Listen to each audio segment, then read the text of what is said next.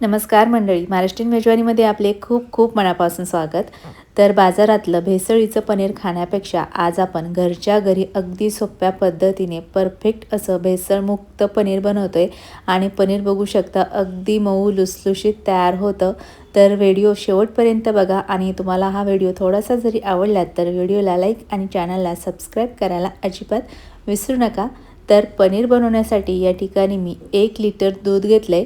पनीरसाठी इथे मी म्हशीचं दूध वापरलेलं आहे. गरम करून थंड झालेलं दूध आहे. दुधावर बघू शकाल की दुधाची सायसुद्धा आहे. तर साईसकट आपण पनीर बनवण्यासाठी दूध वापरणार आहे, म्हणजे आपलं पनीर छान मलाईदार तयार होतं. तर आता घेतलेलं दूध गरम करण्यासाठी आपल्याला गॅसवर ठेवायचं. तर गॅसची फ्लेम मिडियम ठेवायची. मिडियम फ्लेमवरच आपल्याला दुधाला उकळी काढायची आहे. तर दुधाला उकळी येईपर्यंत आपल्याला दूध फाडण्यासाठी इथे 2 लिंब घेतलेली आहे. लिंब चिरून घेतली आणि या लिंबामधील रस आपल्याला एका वाटीमध्ये काढून घ्यायचा.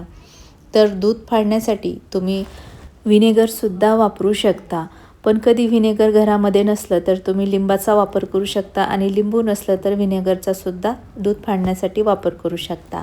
तर हा लिंबाचा रस एका चाळणीने गाळून घ्यायचा आहे आणि गाळणीमध्ये शिल्लक राहिलेल्या लिंबाच्या ब्या फेकून द्यायच्या आणि त्यानंतर या लिंबाच्या रसामध्ये 2 चमचे पाणी घालायचं. म्हणजे लिंबाचा रस डायरेक्ट दूध फाडण्यासाठी वापरायचं नाही, त्यामध्ये थोडंसं पाणी घालूनच दूध फाडायचं, म्हणजे दूध छान फाटलं जातं. त्यानंतर इथे आपल्या दुधाला सुद्धा उकळी आली आहे. उकळी आल्यानंतर दुधावरची साय दुधामध्ये अशी चमच्याने मिक्स करायची आणि हे दूध फक्त आपल्याला मिनिटभर उकळून घ्यायचं. 1 मिनिट दूध छान उकळलं गेलं की गॅस बंद करून घ्यायचा आणि गॅसवरचं दुधाचं पातेलं आपल्याला खाली उतरून घ्यायचं आणि त्यानंतर आपण जे लिंबाचा रस करून ठेवला आहे ते आपल्याला या दुधामध्ये घालायचं. तर एकदम न घालता आपल्याला फक्त 2-2 चमचे लिंबाचा रस या दुधामध्ये घालून मिक्स करायचा, म्हणजे लिंबाचा रस दुधामध्ये छान मिक्स होतो आणि मिक्स झाल्यानंतर दूध छान फाटलं जातं.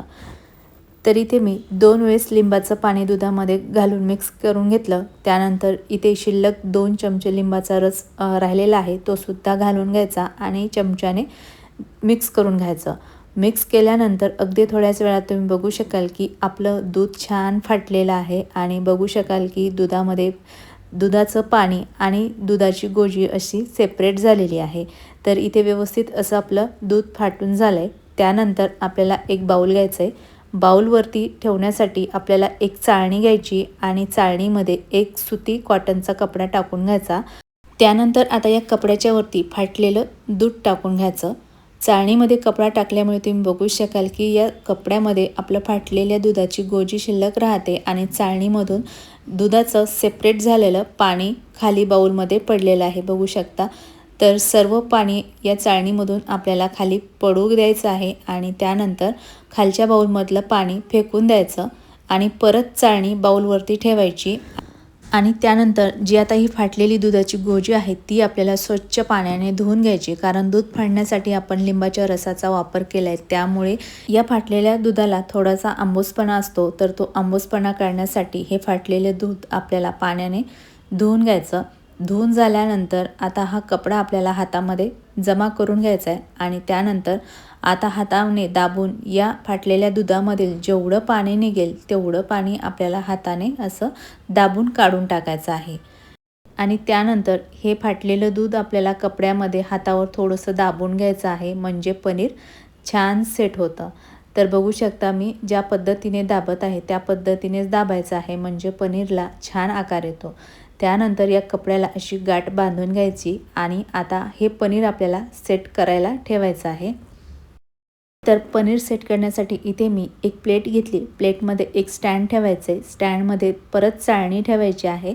चाळणीवरती आपलं कपड्यामधील दूध ठेवायचं आहे. तर कपड्याची गाठ अशी वरतून ठेवायची आणि त्यानंतर आता या कपड्यावर ठेवण्यासाठी इथे मी परत प्लेट घेतली. तर प्लेट बघू शकता एकसारखी गोल असायला हवी.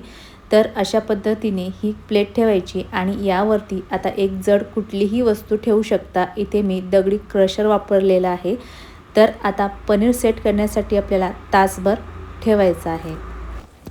तर इथे 1 तास झाला आहे. 1 तासानंतर क्रशर आणि प्लेट काढून घेऊ आणि तासभरामध्ये बघू शकाल पनीरसुद्धा छान सेट झालं आणि खालच्या प्लेटमध्ये तुम्ही बघू शकाल की पनीरमधून भरपूर असं पाणी बाहेरसुद्धा निघालेलं आहे.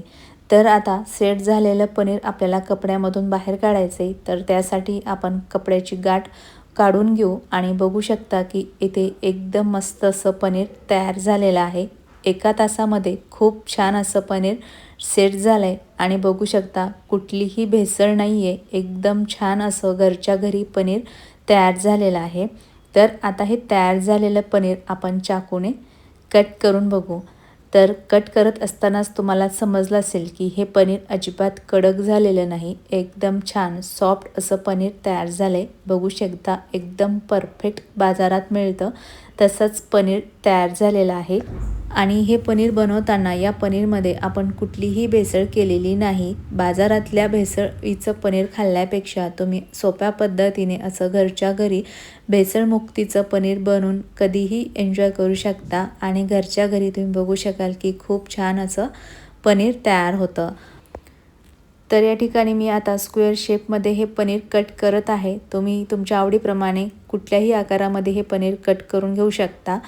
तयार केलेलं पनीर बघू शकता खूपच छान हे पनीर तयार झालेलं आहे आणि तयार केल्यानंतर हे पनीर तुम्ही 3 ते 4 दिवस फ्रीजमध्ये स्टोअरसुद्धा करू शकता. पनीर स्टोअर करण्यासाठी तुम्ही काचेचं कंटेनर किंवा प्लास्टिकचं कंटेनर किंवा स्टीलचं कंटेनरसुद्धा वापरू शकता. फक्त तयार केल्यानंतर हे पनीर हवाबंद डब्यामध्ये फ्रीजमध्ये ठेवायचं आहे. 3 ते 4 दिवस आरामात पनीर टिकते. तर व्हिडिओ तुम्हाला कसा वाटला कमेंटमध्ये नक्की सांगा. आवडला असेल तर या व्हिडिओला लाईक करा आणि तुम्ही माझ्या चॅनलला सबस्क्राईब केलं नसेल तर प्लीज सबस्क्राईब करा. परत भेटूयात पुढच्या व्हिडिओमध्ये. तोपर्यंत बाय बाय. Take care.